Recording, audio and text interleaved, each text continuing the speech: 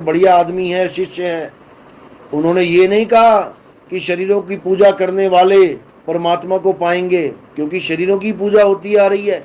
शरीर से भी डाउन हो गए हम।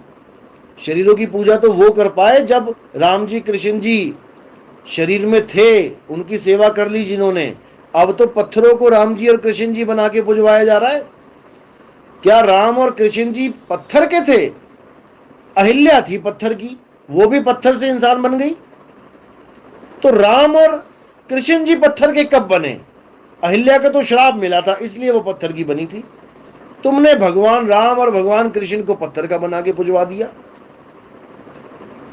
यही दुविधा है। तुम्हारी नाक पे एक मक्खी बैठे, तुम एक सेकंड नहीं बैठने दोगे, उसी वक्त उड़ा दोगे।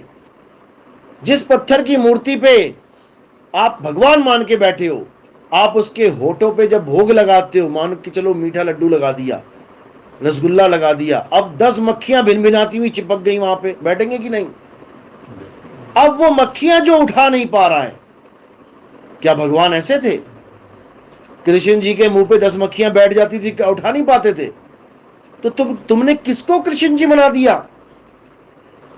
तुमने पत्थर को कृष्ण बना दिया। जबकि कृष्ण कौन है? हे अर्जुन, मैं अजन्मा हूं, नित्य हूं, शाश्वत हूं, पुरातन हूं, मैं ही सत्य सनातन हूं। किस रूप में? आत्म स्वरूप में। हे अर्जुन, मैं आत्मा हूं, मैं शरीर नहीं हूं।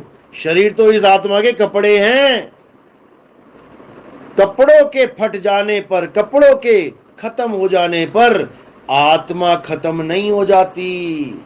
आत्मा को कोई शस्त्र काट नहीं सकता, कपड़ों को काट सकता है। आत्मा को अग्नि जला नहीं सकती, कपड़ों को जला सकती है। आत्मा को जल भिगो नहीं सकता, कपड़ों को भिगो सकता है। आत्मा को वायु सुखा नहीं सकती, कपड़ों को सुखा सकती है। हे अर्जुन, कपड़ों की पूजा नहीं करनी है। पूजनीय केवल आत्मदेव है।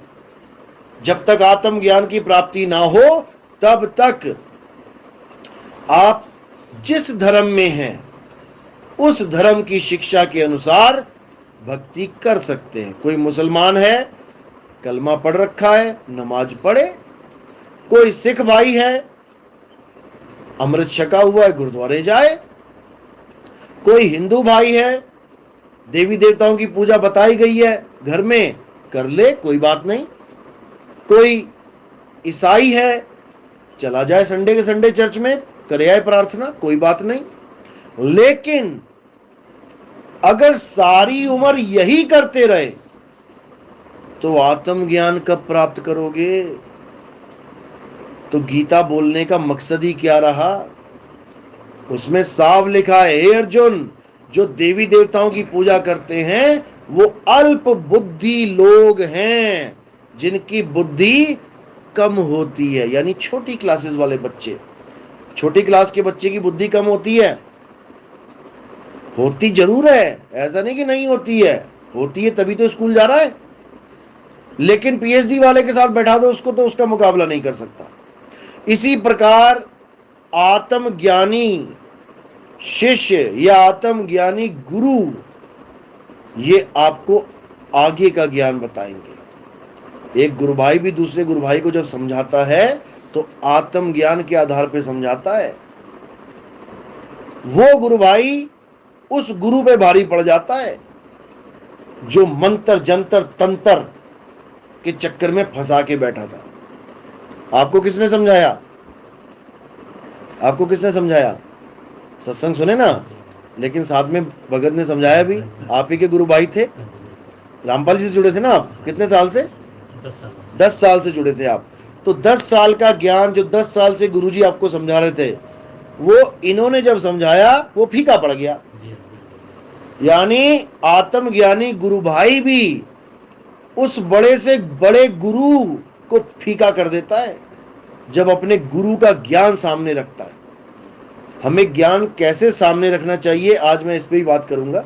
जैसे हमारा कोई शिष्य है, वो किसी दूसरे को जब ज्ञान समझाता है तो क्या तरीका होना चाहिए ज्ञान समझाने का?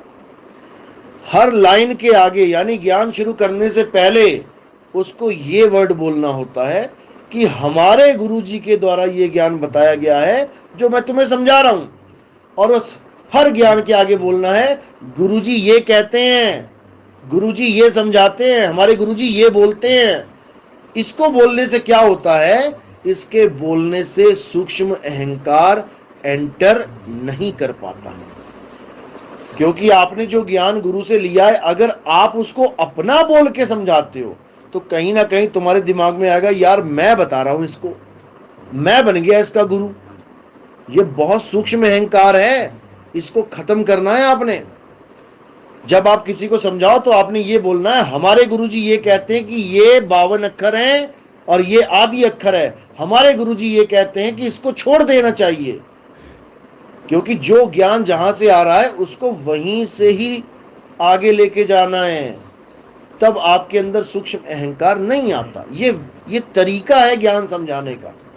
क्योंकि इस पंथ में कई ऐसे लोग हो जाते हैं जो ज्ञान किसी को समझाते हैं तो सोचते हैं मैं समझा रहा हूं, मैं समझा, अरे तू तो खुद समझ के आया कहीं से, तुम कहां से समझा रहे हो।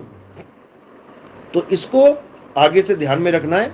कोई भी ज्ञान समझाता है, जो लाइव देख रहे हैं वो भी समझ लें कि हमेशा ये बोलना है कि मेरे गुरु ने ये बताया है, मेरे गुरु ने ये बोला है, तब आपका अहंकार शून्य हो जाता है। तो मुद्दा वही है कि शरीर और आत्मा। कबीर साहब समझा रहे हैं कि देही ज्ञान सब जगत बखाने और विदेही ज्ञान कोई बिरला जाने। देही ज्ञान सब बता रहे हैं।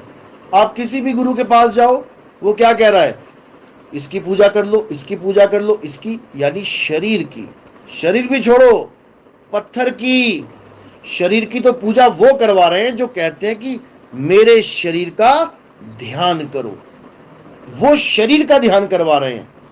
और क्या बोल के करवा रहे हैं कि जो पुराने गुरु जा चुके हैं, तुमने उनका शरीर कभी देखा नहीं, तुम उनको कैसे ध्याओगे। इसलिए आज वक्त के गुरु का ध्यान करना चाहिए, वो ये कहते हैं। लेकिन चाहे पुराने गुरु हो चाहे नया गुरु हो, शरीर तो शरीर है, शरीर